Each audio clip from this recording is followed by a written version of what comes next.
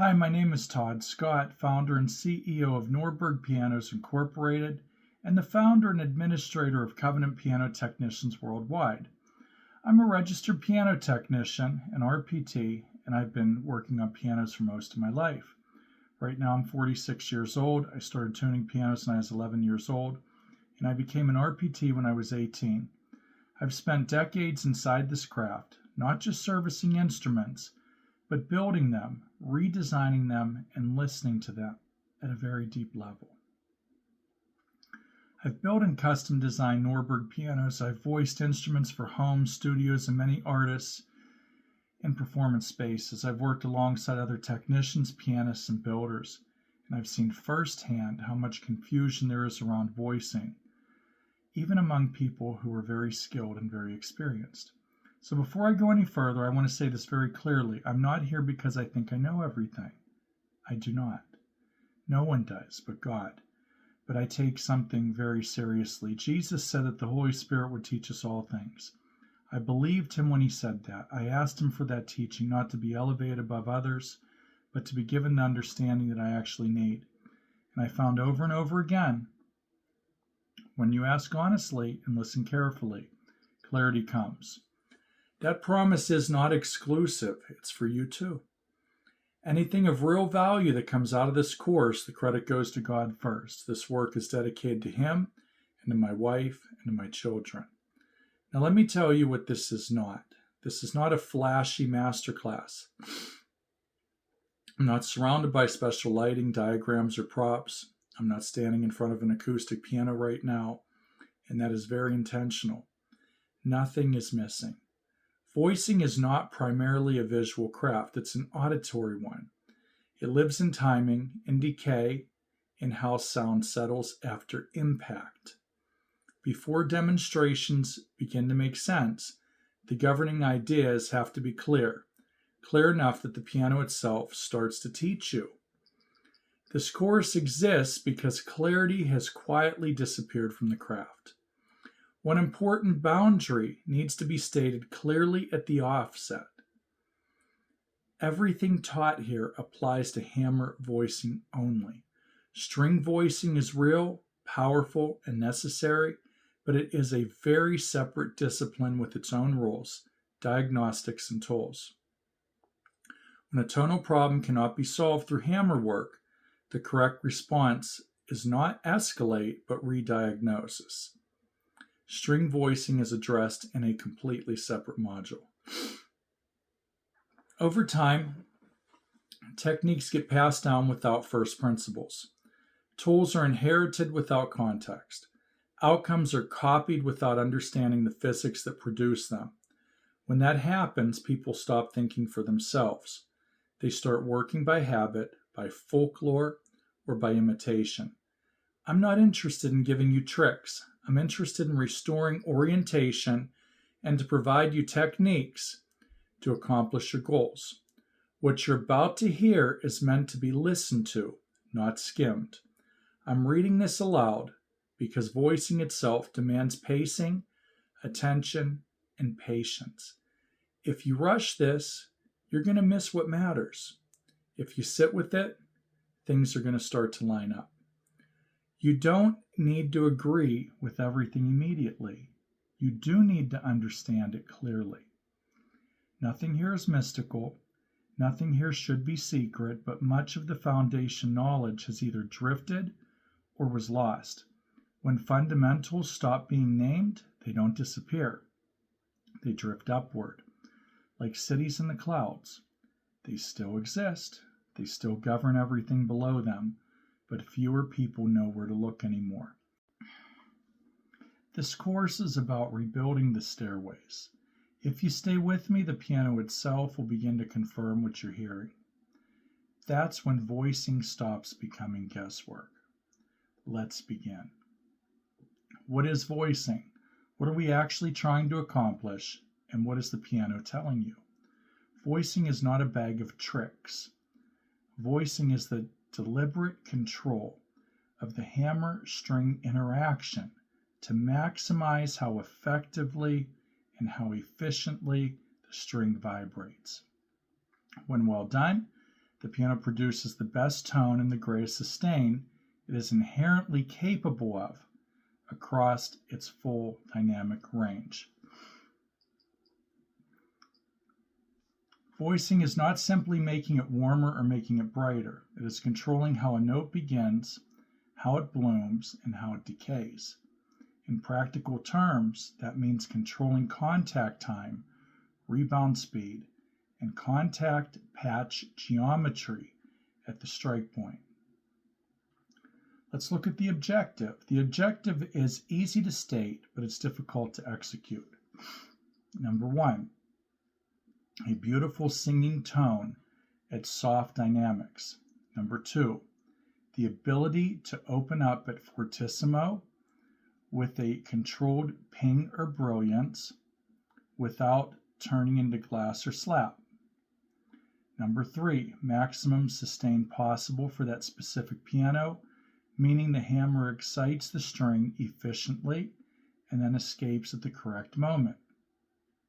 Number four, a wide palette of tonal color, not merely loud or less loud. Number five, an even, gradual decay of sustain with no sudden drop in volume immediately after impact. Let's look at a critical boundary here. The hammer can never give more than the string is capable of giving. This is very important for you to understand. Voicing does not create sustain, power, or color that the string and its scaling do not already allow. It removes losses, mistiming, excess dwell, poor contact geometry, and interference that keep the string from reaching its own potential. If voicing seems to add sustain or power, what is usually happening is that wasted energy is being eliminated and the hammer is getting out of the way at the right time. So what the piano actually teaches you when you listen, let's look at that. Sustain is one of the most honest indicators. When voicing is right, the note speaks clearly, blooms, and then decays smoothly. When voicing is wrong, sustain and decay expose it immediately, even if the attack sounds pleasing for a moment. Two opposite failures are common. If the hammer is too hard or the contact patch is wrong, the strike can overexcite partials and the note fails to stabilize into a coherent singing core. If rebound is too slow or the hammer is too soft in the wrong way, then the hammer stays in the string for too long and then damps the vibration. Watch the sustain envelope. Proper voicing does not produce a post-impact volume cliff. The note should bloom and decay evenly. A sharp drop of sustain and volume after impact usually points to crown geometry errors or loss of shoulder resiliency. And we're talking about the hammer shoulder right here. So let's look at the tone map. Piano tone lives inside of a system. A simple map is the tone triangle. Corner 1 is the hammer system. The shape, mass, contact time, rebound, and surface behavior. Corner 2 of the triangle is the string system and scaling. Tension, speaking length, seating of the string on the bridges or on the plate, termination quality, and fall speeds. Corner 3 is the soundboard system. This is the bridges, downbearing, board resonances, and how energy becomes real sound.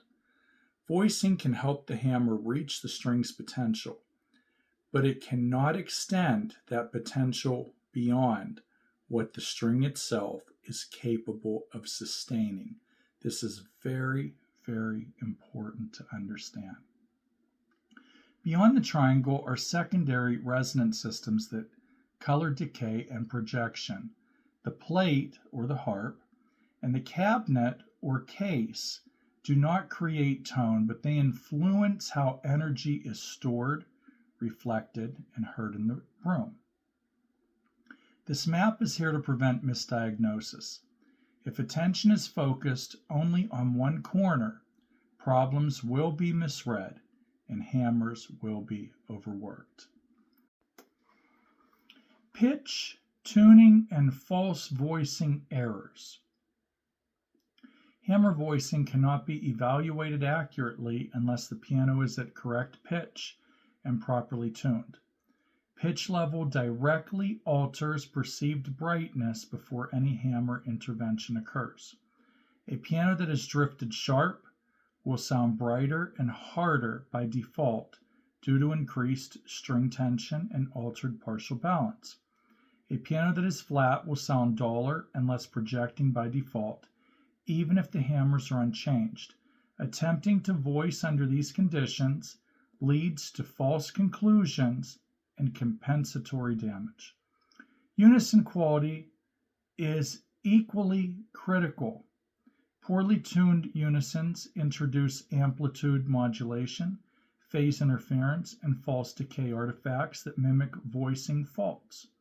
No amount of hammer work can correct what is fundamentally a tuning error. For voicing decisions to be valid, the piano must be, number 1, at correct pitch, number 2, recently and accurately tuned, and number 3, with clean, stable unisons.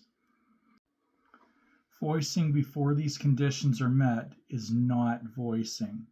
It's actually a misdiagnosis. This course exists because clarity has quietly disappeared from the craft. In every mature trade, the first things to be lost are not advanced techniques, but first principles. Over time, fundamentals stop being named, measured, or defended. They are assumed instead. When this happens, the craft does not stop functioning, but it begins to operate in a fog. That fog is why clarity eventually becomes secret knowledge.